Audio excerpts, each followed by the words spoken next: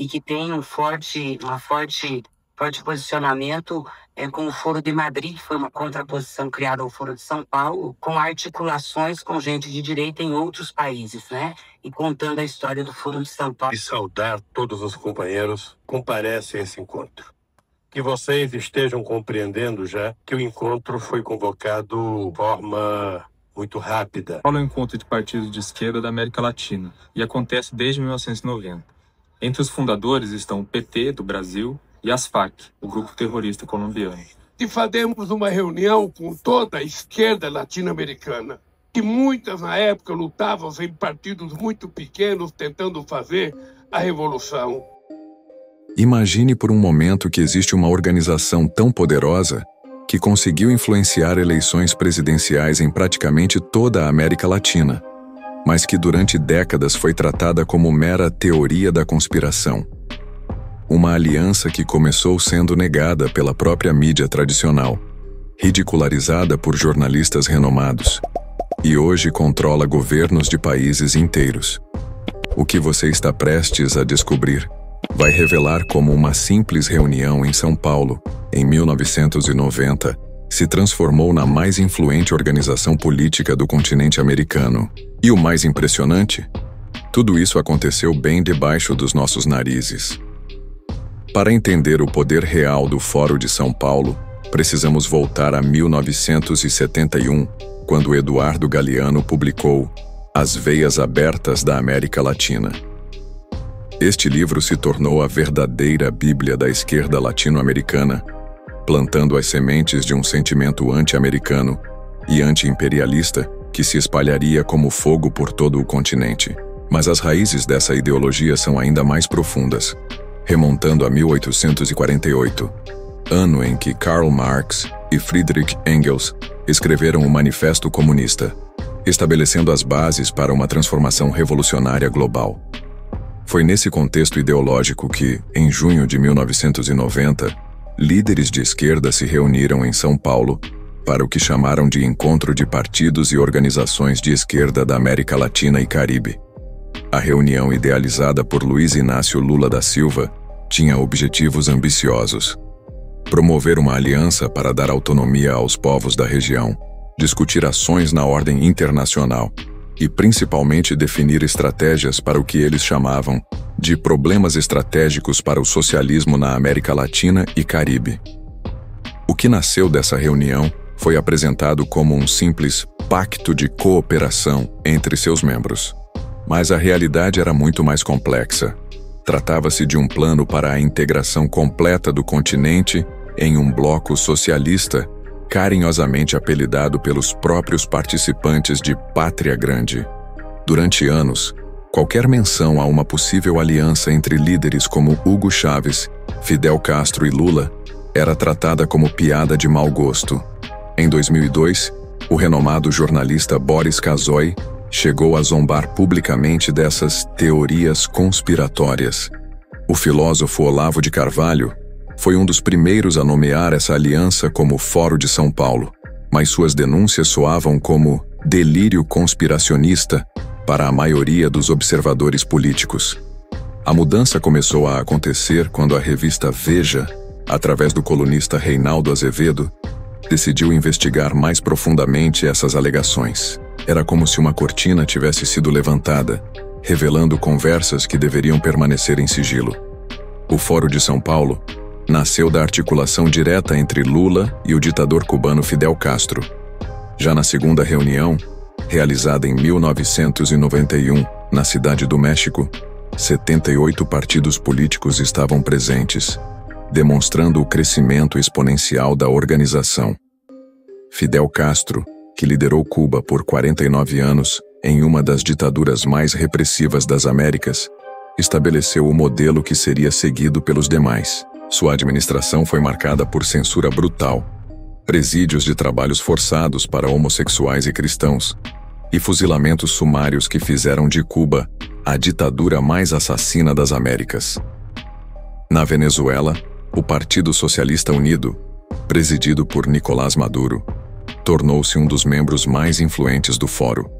As eleições que levaram Maduro ao poder são denunciadas como fraudulentas por diversos países e pela União Europeia.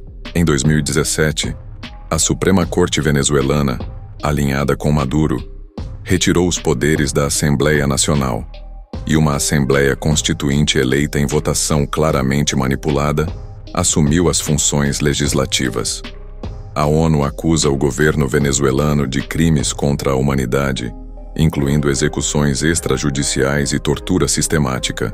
Daniel Ortega, da Frente Sandinista de Libertação Nacional na Nicarágua, seguiu um roteiro similar. Promoveu alterações na legislação para garantir controle absoluto sobre os demais poderes e o direito de concorrer à reeleição indefinidamente. Em 2018, reprimiu brutalmente manifestações contra seu governo, deixando 351 mortos, e consolidou um regime de perseguição sistemática a opositores e católicos. Como disse certa vez Albert Einstein, a mente que se abre a uma nova ideia jamais voltará ao seu tamanho original. E foi exatamente isso que aconteceu com a percepção sobre o Foro de São Paulo. Após anos tentando descartar a organização como obsoleta e insignificante, usando termos como mortos-vivos da América Latina, anacrônico e estúpido, os próprios integrantes começaram a confessar publicamente seu poder. Lula chegou a afirmar que o foro foi criado especificamente para lutar pela chegada da esquerda ao poder na América Latina e que devemos muito aos companheiros cubanos. Em outras ocasiões, membros da organização se gabaram de que líderes que se reuniram no fórum posteriormente foram eleitos presidentes de suas respectivas repúblicas. Se essas afirmações são verdadeiras, e todas as evidências apontam nessa direção, estamos diante da mais poderosa organização política do continente e uma das mais influentes do mundo inteiro. Mas o Foro de São Paulo não se limitou a estabelecer laços apenas entre políticos convencionais. A organização também criou pontes entre lideranças políticas e grupos que, nas palavras deles mesmos, lutam pela revolução por outros meios. As FARC, Forças Armadas Revolucionárias da Colômbia, classificadas como Organização Terrorista pela Colômbia, Estados Unidos, Canadá e União Europeia, eram membros oficiais do Foro até 2002. Mesmo após deixarem formalmente a organização, seu prestígio permaneceu inabalado entre os participantes. As FARC ingressaram no mercado de entorpecentes na década de 80, chegando a dominar a cadeia completa do tráfico de cocaína. Estimativas indicam que mantiveram mais de 6.000 reféns em cativeiros na selva nos últimos 10 anos. A ex-senadora Ingrid Betancourt, que passou anos sequestrada pelas FARC, relatou ter sido tratada pior que um animal. Hugo Chávez relatou ter encontrado Raul Reis, comandante das FARC, no próprio Foro de São Paulo em San Salvador. Reis confirmou à Folha de São Paulo que as FARC buscavam restabelecer as mesmas relações que tinham com Lula, quando ele era candidato à presidência. Um dos casos mais chocantes envolve o guerrilheiro das FARC conhecido como Padre Olivério Medina, capturado no Brasil em 2005. O governo de Lula concedeu-lhe status de refugiado político, impedindo sua extradição. Sua esposa, Ângela Maria Salles Longo, foi nomeada para um cargo no governo federal, na Secretaria Especial da Aquicultura e Pesca, após pedido da então ministra Dilma Rousseff. Documentos da ABIN revelados pela revista Veja em 2005 mostram que Padre Olivério prometeu 5 milhões de dólares das FARC para campanhas eleitorais de candidatos do PT em 2002. A transferência seria feita através de Trinidad e Tobago para cerca de 300 pequenos empresários brasileiros que, por sua vez, doariam o dinheiro ao partido. As conexões com o narcotráfico se estendem por todo o continente. Nicolás Maduro é acusado de integrar o Cartel de los Soles, uma rede internacional de tráfico de cocaína liderada por militares venezuelanos. Em 2020, os Estados Unidos ofereceram 15 milhões de dólares por informações que levassem à prisão de Maduro, acusado de inundar os Ilhas Negra com cocaína em ação conjunta com as FARC.